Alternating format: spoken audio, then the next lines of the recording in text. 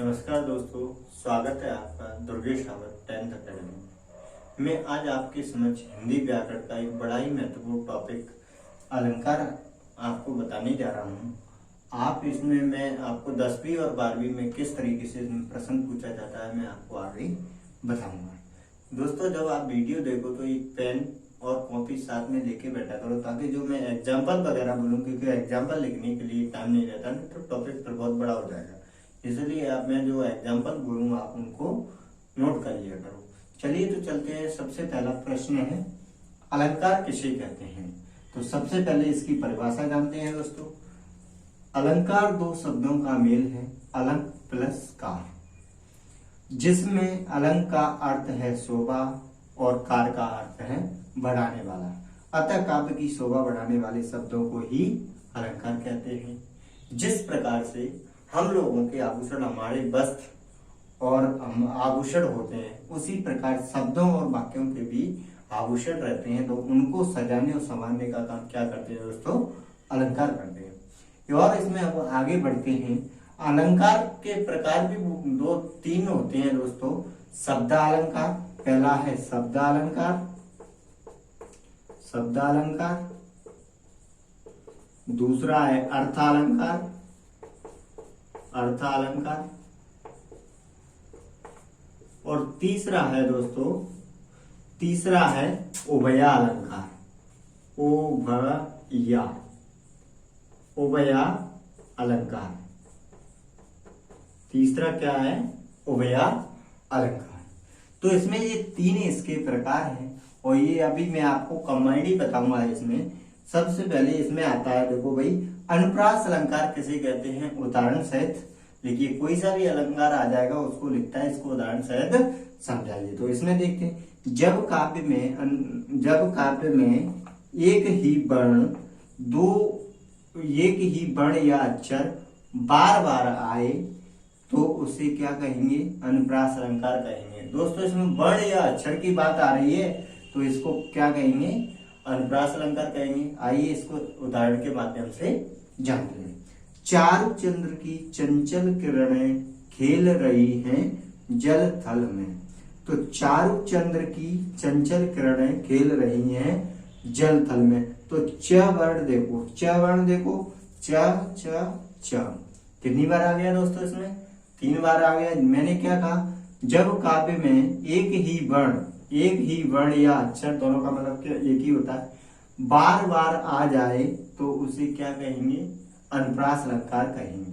जैसे इसका दूसरा उदाहरण, फुर फुर उड़ी फुहार अलक हल मोती छाए गई। जिस प्रकार से, जैसे इसका अर्थ यह है कि छोटी बारिश के मौसम में कोई जैसे फुहार के रूप में जो बारिश होती है, तो उस समय का उदाहरण, फुर फुर उड़ी फुहार अलक हल मोती छाए गई। वो छोटी छोटी फुहारें बरसात के मौसम में दोस्तों पड़ती हैं, तो वो बिल्कुल कैसी लगती हैं? मोतियों के समान टपकती हुई प्रतीत होती हैं। तो ये अलंकार मैंने आपको बताया, अनुप्रास अलंकार। नेक्स्ट चलते हैं, यमक अलंकार। यमक अलंकार किसे कहते हैं? यमक अलंकार किसे कहते हैं? उदाहरण सहित समझाइए। ऐसे ही लिखा आएगा, उदाहरण सहित लिखिए। तो नेक्स्ट आता है, तो जब काव्य में एक ही शब्द दो या दो से, जब काव्य में एक ही शब्द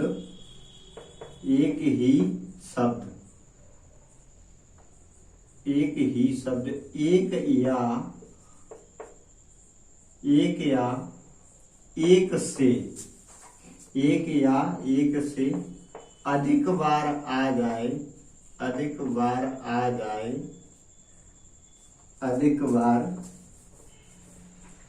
जाए,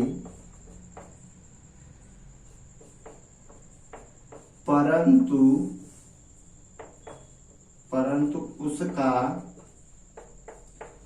अर्थ अलग हो, उसका अर्थ अलग हो, तो उसे यमक अलंकार कहते हैं। तो उसे यमक अलंकार कहते हैं। दोस्तों जी मैंने आपको परिभाषा लिखा है, पहले क्या आ रहा था इसमें, पहले आ रहा था जब काव्य में एक ही वर्ण अधिक बार आ जाए तो उसमें कौन सा अलंकार था, अनुप्रास अलंकार। अब नेक्स्ट पे चलते हैं यमक अलंकार। तो जब काव्य में एक ही शब्द एक या एक से अधिक बार आया परंतु उसका अर्थ अलग अलग हो तो उसे यमक अलंकार कहते हैं। तो देखो अभी उदाहरण के माध्यम से आपको क्लियर होता है। मैंने बोला कनक कनकते 100 गुनी, कनक कनकते 100 गुनी, कनक कनकते 100 गुनी मादकता अधिकाय, मादकता अधिकाय, अधिकाय या पाए बोराय नरवा खाए बोराय, नरवा खाए बोराय।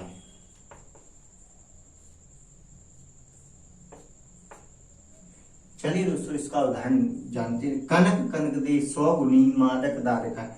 परिभाषा में कहा गया कोई शब्द 2 या 2 से अधिक बार, 2 बार आ गए इसमें कनक कनक, कनक कनक दे 100 गुनी मादकता अधिकाय या पाए बोराय नरवा खाए बोराय। इसका मतलब ये है कि कनक के 2 अर्थ हैं यहाँ पे। एक कनक होता है दोस्तों सोना और एक कनक होता है धतूरा। कनक मीन्स धतूरा भी होता है और सोना भी होता है, जिसको पाने से मनुष्य को अभिमान आ जाता है। या पाए बोराय नरवा खाए बोराय। यदि मनुष्य को स्वर्ण प्राप्त हो जाए तो वो अत्यंत अपने मनी मन में प्रसन्न होता है। नेक्स्ट है कि अगर किसी व्यक्ति को धतूरा मिल जाए वो उसका सेवन कर ले तो इसके सेवन करने से व्यक्ति पागल के समान हो सकता है। कभी कभार इससे धतूरे से मृत्यु भी हो जाती है अगर ज्यादा नशा हो जाए तो। कनक कनक 2 बार आया परंतु उसका अर्थ अलग है। नेक्स्ट देखते हैं जब काव्य में एक, नेक्स्ट है ये कौन सा यमक हो गया, इसके बाद में आता है श्लेष अलंकार।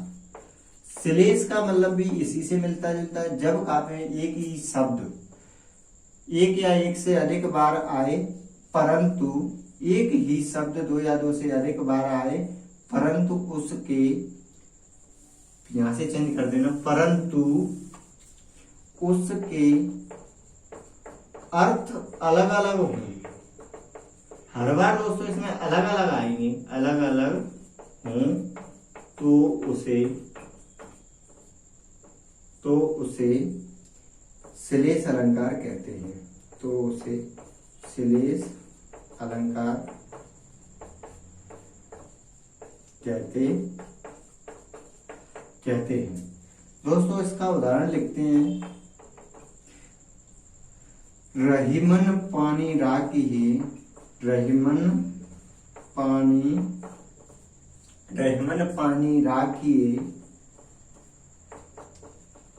राखिए बिनु पानी सब सून, बिनु पानी सब सून, बिन पानी सब सून। पानी गए न उबरे, पानी गए न उबरे, उबरे मोती मानुष चून, मोती मानुष चून। दोस्तों यहाँ पे पानी के अनेक अर्थ निकले हैं। शब्द क्या है, एक ही बार बार आया है। पानी 2 या 2 से अधिक बार आ जाए परंतु उसके अर्थ अलग अलग हो तो उसको कहते हैं दोस्तों श्लेष अलंकार। देखते हैं रहीम, यहाँ पे बताया है कि हे रहीमदास जी प्रार्थना करते हैं कि रहीमन पानी राखिए बिन पानी सब सून। यहाँ पे बताया गया है कि बिना पानी के सब कुछ सूना है, इसलिए पानी होना आवश्यक है। पानी गए न उबरे मोती मानस चून। यहाँ पे पानी के बिना कुछ भी संभव नहीं है। देखो एक तो पानी होता है, एक तो जल होता है और एक होता है मोती के रूप में चमक। तो जल में किस तरह की होती है भाई चमक, मोती के समान। और एक अपन आटे के लिए इस्तेमाल करते हैं। तो यहाँ पे 3 अर्थ बताए गए हैं किसके, पानी के। तो यहाँ जब शब्द में एक ही शब्द के अनेक अर्थ निकले तो उसको क्या कहेंगे, उसे कहेंगे अपन श्लेष अलंकार। दोस्तों अब यहाँ से और इम्पोर्टेंट पढ़ता ही जाएगा टॉपिक, इसमें तो देखो टाइम तो लगेगा लेकिन आपको भी बड़ी ध्यान से देखना है, और मैं क्या यहाँ बता रहा हूँ वो आपको ध्यान रखना है। चलिए, आपको कोई प्रॉब्लम नहीं होगी, कहीं से भी आपका क्वेश्चन बाहर नहीं जाएगा दोस्तों। 10th और 12th दोनों के लिए हिंदी मीडियम में आते हैं, इंग्लिश मीडियम में ये टॉपिक नहीं आता। नेक्स्ट आता है दोस्तों उपमा अलंकार। उपमा अलंकार, उपमा आता है दोस्तों। अब इनकी परिभाषा में आपको बोलता जाऊंगा, आप नोट कर सकते हैं। उपमा अलंकार, उपमा अलंकार जब काव्य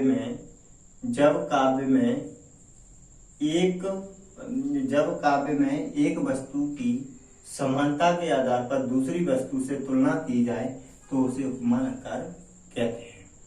देखते हैं इसमें इसकी पहचान होती है दोस्तों, सा सी से सम सरे से इसके वाचक शब्द है, ये इसके पहचान करने के तरीके हैं। तो मैं इसका डायरेक्ट आपको उदाहरण लिखा रहा हूं। सागर सा गंभीर हृदय हो, सागर सा गंभीर हृदय हो, गंभीर हृदय हो, हृदय हो। गिरसा ऊंचा हो जिसका मन, गिरसा ऊंचा, गिरसा ऊंचा, ऊंचा हो जिसका मन, जिसका मन। दुर्वसा जिसका, दुर्वसा जिसका, जिसका अटल लक्ष्य हो, अटल लक्ष्य हो। दुर्वसा जिसका अटल लक्ष्य हो। दिनकर सा, ये लिखा है दोस्तों दिनकर, दिनकर सा नियमित हो जीवन, नियमित हो जीवन। दिनकर सा नियमित हो जीवन। दोस्तों इसमें बताया गया है, मैंने बताया कि इसकी पहचान है सा सी से सम सरे, यहाँ भी सा आया, यहाँ सा आया, यहाँ सा आया, यहाँ सा आया। देखो इनकी पहचान है सागर सा गंभीर हृदय हो। दोस्तों व्यक्ति का सागर के समान क्या है, उसका हृदय होना चाहिए। गिरसा ऊंचा हो जिसका मन, दोस्तों पहाड़ के समान उसका ऊंचा मन होना चाहिए, ऊंची सोच होना चाहिए, पॉजिटिव थिंक, ठीक है, सकारात्मक सोच होना चाहिए। दुर्वसा जिसका अटल लक्ष्य हो, दिनकर सा हो नियमित जीवन। ध्रुव तारे के समान दोस्तों उसका क्या होना चाहिए, लक्ष्य होना चाहिए। और जिस प्रकार से जैसे किसी कार्य को करने का ठान लिया तो वो अवश्य कर लेना चाहिए। इसी तरीके से सा सी से सम सरे से आएंगे तो वो किसके उदाहरण हुए, यमक अलंकार के। नेक्स्ट चलता है रूपक अलंकार। नेक्स्ट आता है दोस्तों रूपक अलंकार। अब रूपक अलंकार में अपन देखते हैं, रूपक अलंकार में क्या है दोस्तों, इसमें आ गया 5वें नंबर का है। तो जब काव्य में एक वस्तु को दूसरी वस्तु का रूप दिया जाता है तो उसको कहते हैं रूपक अलंकार। जब काव्य में एक वस्तु को दूसरी वस्तु का रूप दिया जाता है तो उसको वो रूपक अलंकार कहते हैं। जैसे ही मैं बोलता हूं तो आप नोट कर लिया करो उस परिभाषा को। आते हैं इसमें इसका उदाहरण जानने के लिए।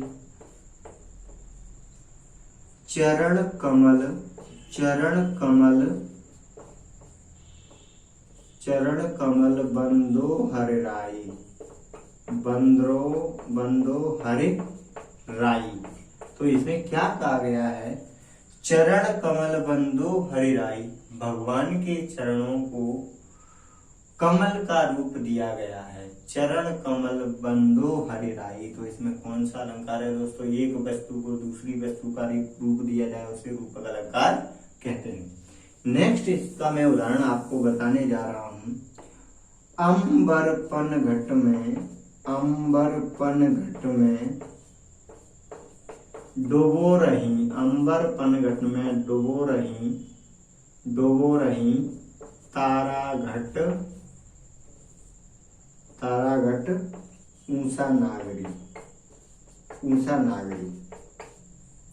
मैंने क्या बताया, एक वस्तु को दूसरी वस्तु का रूप दिया जाए तो उसको रूपक अलंकार कहते हैं। तो अंबर पन घट में डुबो रही तारा घट भूषा नगरी, यहां से पढ़ेंगे दोस्तों।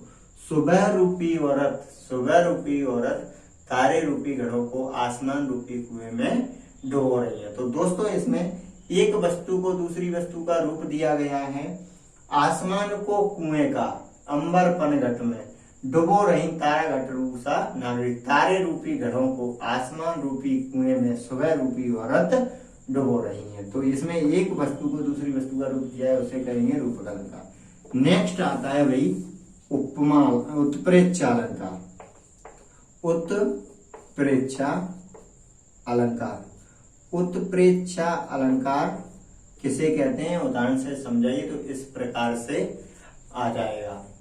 ठीक है, तो इसका मतलब होता है दोस्तों, उसमें मैंने आपको बताया कि सासी से संसर्ग, तो वो तो हो गया कौन सा, उपमा अलंकार। इसमें क्या, एक वस्तु की दूसरी वस्तु से समानता के आधार पर तुलना की जाए तो उसे कहते हैं उत्प्रेक्षा अलंकार। दोस्तों उत्प्रेक्षा अलंकार के वाचक शब्द हैं, जैसे जिस प्रकार से उसके सासी से समसरित थे, ऐसे भी इसके भी जन जानो मन मानो इसके वाचक शब्द है। तो मैंने बोला इसका उदाहरण, जन वर्षा ऋतु प्रगट बुढ़ाई, जन वर्षा ऋतु प्रगट बुढ़ाई,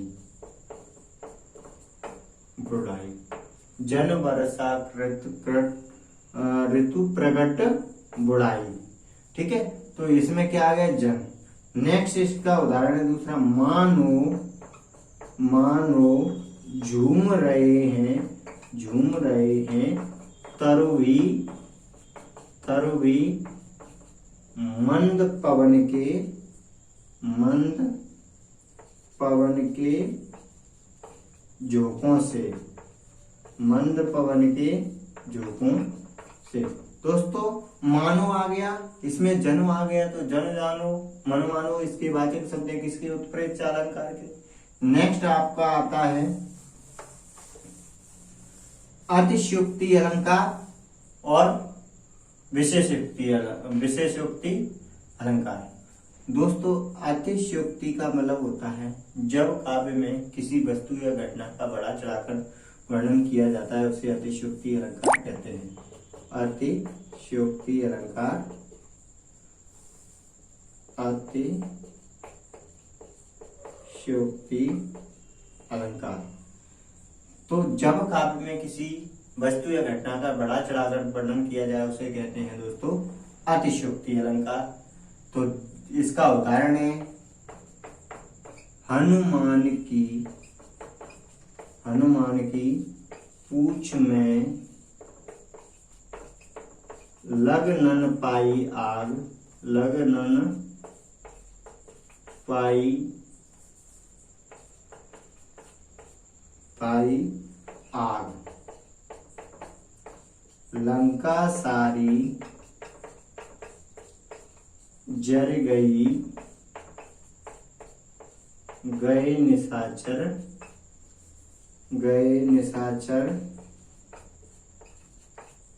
चर भाग। दोस्तों इसमें बढ़ा चढ़ाकर कहा जा रहा है कि लंका, हनुमान की पूंछ में लगन पाई आग, लंका सारी जल गई, गए निशाचर भाग। तो एकदम से किसी वस्तु या घटना को बड़ा चढ़ाकर वर्णन किया जाए या किसी बात को बड़ा चढ़ाकर बताया जाए तो उसको कहते हैं अतिशयोक्ति अलंकार। नेक्स्ट आता है इसके बाद विशेषोक्ति अलंकार। विशेषोक्ति अलंकार में दोस्तों क्या होता है, जब काव्य में कारण न होते हुए भी कार्य सिद्ध हो जाए उसे विशेषोक्ति अलंकार कहते हैं। जैसे मैंने बोला, बिनु पद चले, बिनु पद चले, बिनु पद चले, सुने बिनु काना, सुने बिनु काना, बिनु काना, कर बिनु करम कर, कर बिनु करम करे विधिनाना, करम करे विधिनाना।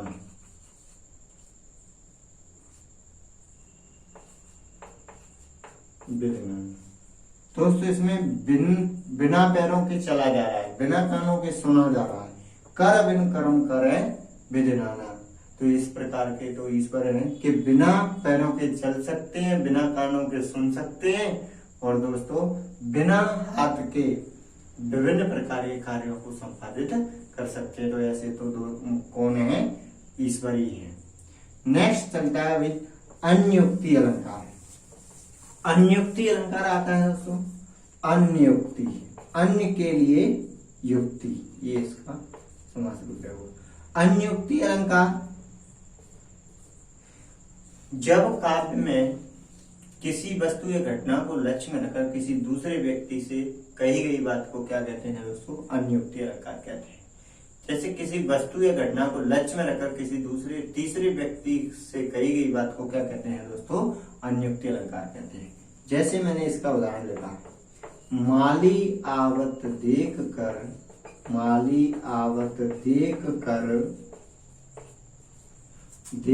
कर कलियन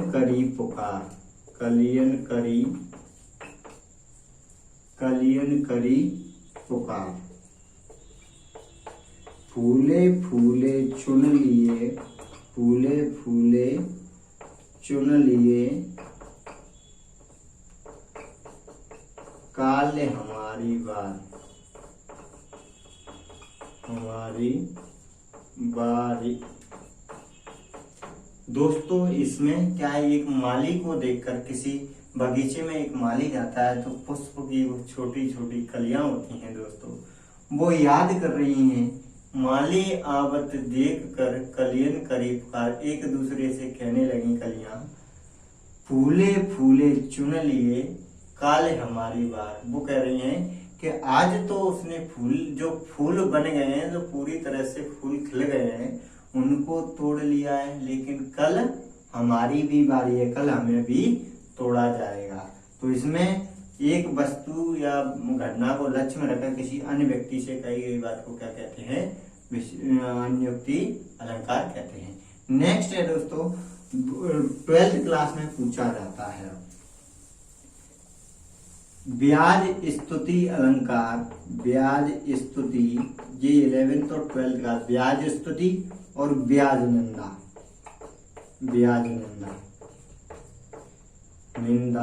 अलंकार। तो दोस्तों इनकी एक साथ बता देता हूं मैं परिभाषा आपको। जब काव्य में निंदा के बहाने स्तुति की जाए, निंदा मतलब बुराई के बहाने उसकी भलाई की जाए, अच्छाई बताई जाए, उसको कहते हैं ब्याज स्तुति अलंकार। जब काव्य में निंदा के बहाने स्तुति की जाए तो उसको कहते हैं ब्याज स्तुति अलंकार। जैसे इसका उदाहरण है, राम साधु तुम साधु सुजाना, राम साधु तुम साधु सुजाना,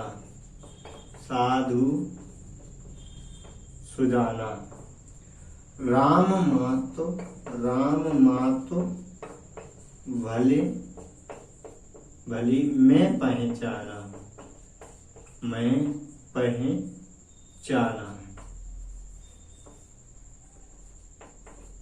राम मातो भले मैं पहचाना। ये दोस्तों इसमें देख रहे हैं कि मतलब उसकी निंदा की जाए, लेकिन इसमें उसकी भलाई बताई जा रही है राम की। ठीक है। नेक्स्ट है, जब काव्य में इस ब्याज निंदा अलंकार, जब काव्य में स्तुति के बहाने निंदा की जाए तो उसे कहते हैं ब्याज निंदा अलंकार। बताना तो हम अच्छा ही चाहे, लेकिन उसकी बुराई कर दें। जैसे इसका उदाहरण है, गंगा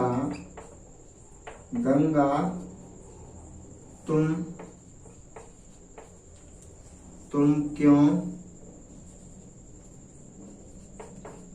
टेढ़ी चलती हो,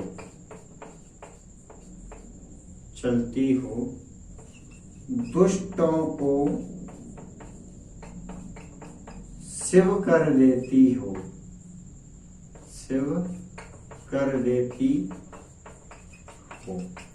ये हो गया दोस्तों ब्याज निंदा अलंकार, जो 12th और 11th में पूछे जाते हैं। 10th में ये नहीं आती है।